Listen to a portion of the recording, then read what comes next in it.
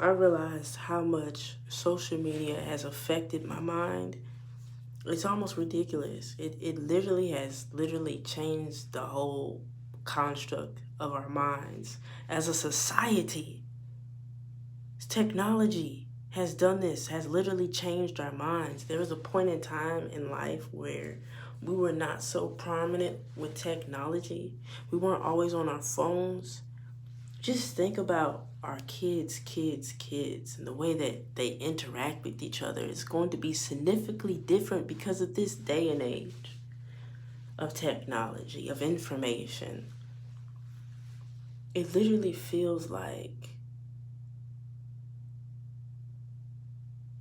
I'm exposed.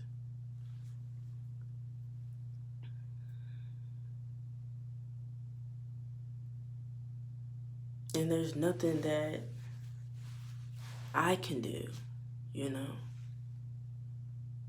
It has to be something from within that has been there since the beginning of time, that aspect of myself that I've never even knew existed. The wholesomeness that I would feel.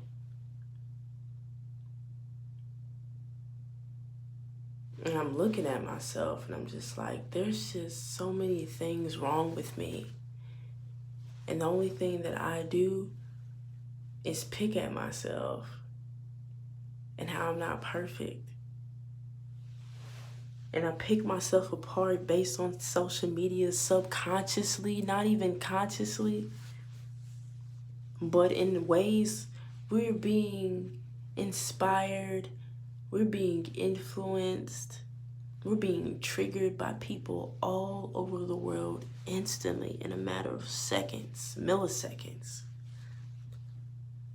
And we don't think that this is actually affecting things. It affects my entire life.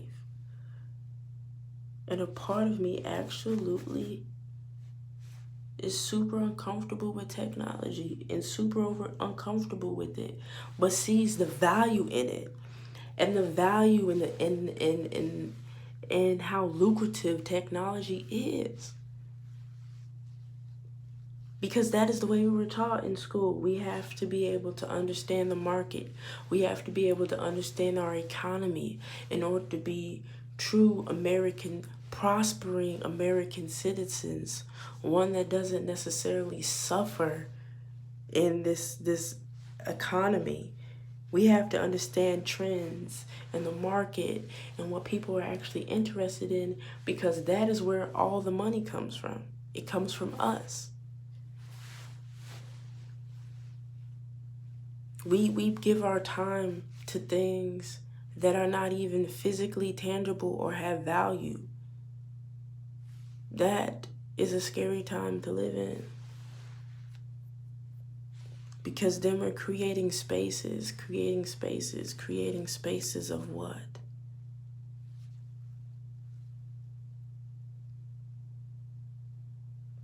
For me, keep it simple. Give me peace of mind. Give me a space to create something of value. Give me something that will be long lasting to leave a legacy for kids in the future. Let's be innovative together. Let's design together. No, we first have to trade commerce. We first have to trade money. Instead of doing it the opposite way, that makes more sense. Higher risk, higher payoff. Let's just say payoff. Higher risk, higher payoff. And I want a higher payoff. So what do? In every single direction of our life, we take the road less traveled by. That's what I vowed to do. And whether somebody understands my dialect or the way I talk, okay, do I change? Do I change for society? Do I steep to their lows so I can get my highs? Do I rob from the poor just to get rich? Do I rob from the rich and give to the poor? Does it make a difference? Everybody has their own opinion, and I bet you, if you asked a question and everybody was on the same page, There are a lot, but actually I take that back. What I realized is people want to be right. So whatever seems like the right side, majority rule. That is how we're taught. Majority rule. Majority rule. So to speak, when it comes to fucking canceling people, excuse me cussing, I feel like I'm losing my mind. And I feel like I'm doing it alone, or people are not being honest about it. And that's okay, but then again, it's not, because it doesn't feel okay. And once you get tired of feeling like shit, eventually you'll make changes. You'll make changes. You'll make changes. You'll make adjustments. But have I been making adjustments? That's the real question. That's me looking at myself. And that's where we take it just from being a regular YouTuber to just being real. Because what is a YouTuber? What is a YouTuber? Y'all made up that definition just recently, what a YouTuber is, because YouTube is new, which is what I'm trying to say. We sit up here creating things all the time. A YouTuber? I'm me, Kendall. I didn't think I had to be anybody else for people to look at me. But I guess so. I guess there's only some people who like YouTubers. It doesn't make sense to me. And on such a deeper level that it's absolutely frustrating. And then we go like, I didn't ask to be like this. Nobody cares. Nobody cares that you didn't ask to be a certain way. You are who you are. So you live with that, or you try to change for society. And most of the time, we try to conform to society, especially if we have to go work a 9 to 5. We have to act differently. We have to treat people differently. I try my hardest. The only thing that I keep universal across all grounds is respect. Even when people disrespect me. Now, I might get crunk with you, and I might say some words in a very respectful way, but you're going to get my point. But I don't have to be disrespectful, you know what I'm saying? Facts. That is something that is worked on daily, is learning how to take your L's. But, is there something on my face? I don't know. Probably some crust. Either way. Everybody trying to edit things, make them look clean, cut, crisp. This is me. This is who I am right now. It doesn't mean I'll be this way always. But you got the cancel culture. And I just think a lot of things are pointless. I think a lot of things are so pointless. I think a lot of things don't make sense. And honestly, I feel like nobody actually really talks about what it feels like to be left-handed, and actually explore the psyche with it. You know what I'm saying? I knew I was different as soon as I picked up the pen, and I'm not even trying to be arrogant. It is what it is. They're trying to make me write with my right hand. I wasn't made to be right-handed. Day in, day out, they moving the pen over, and I'm just like, what are you trying to do? And eventually my mom was just like, she's left-handed. And I'm like, this what feels most natural. This what feels natural. This what feels natural. And so a lot of times I feel like I look at the world backwards. I look at like life differently.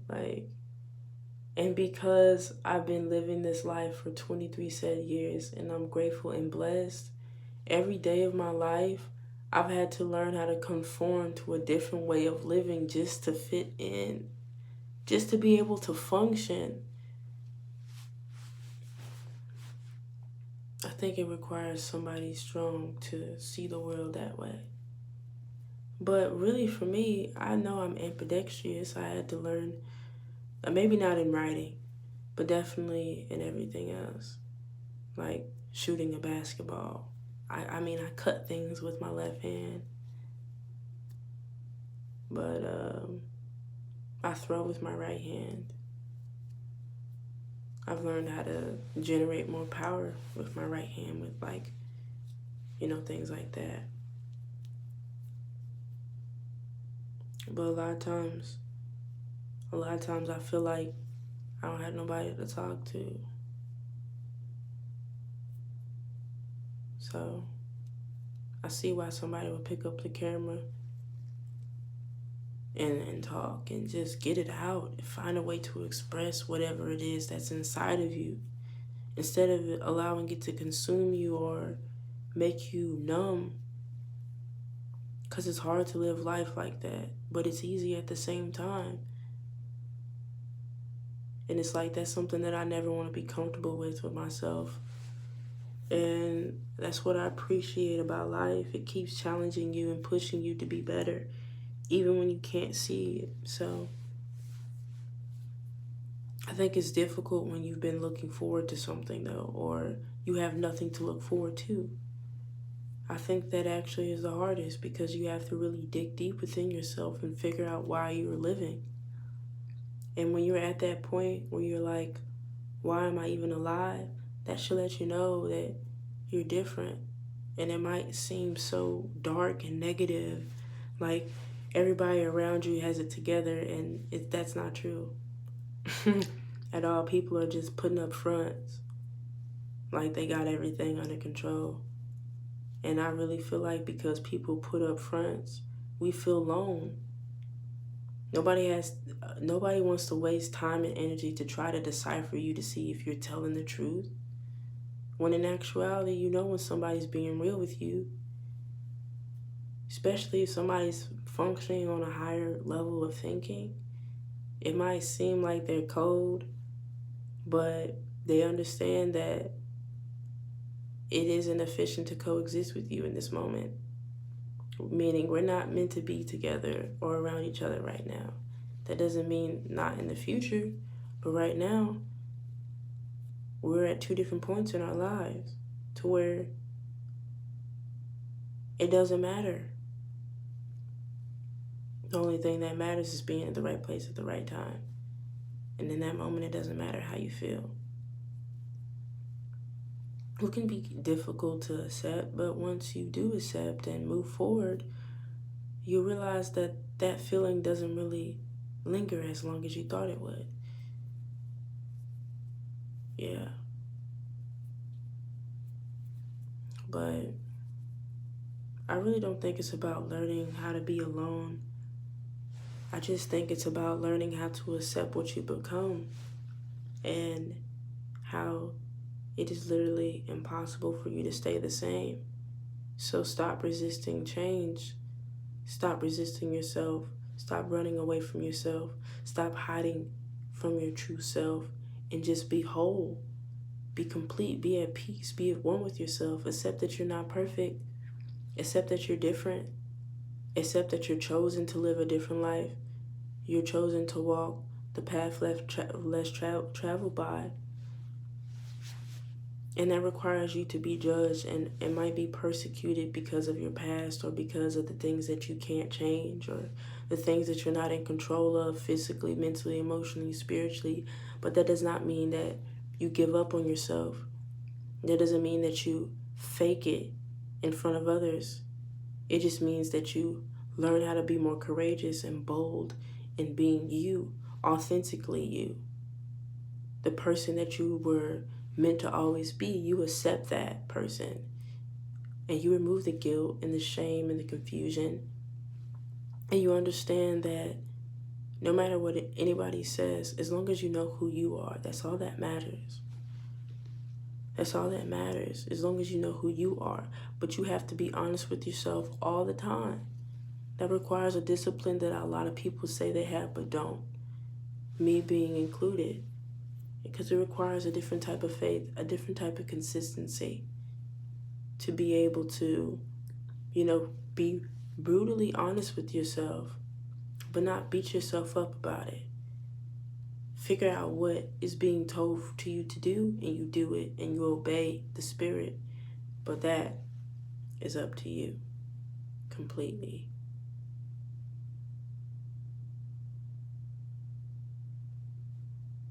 I just think a lot of times, at this moment in time, it's getting harder and harder to live in this world, especially being different. But if you learn how to accept the things that you cannot change, and you surrender to your calling and to your purpose, and you discover why you are here, I believe our quality of life will change instantly.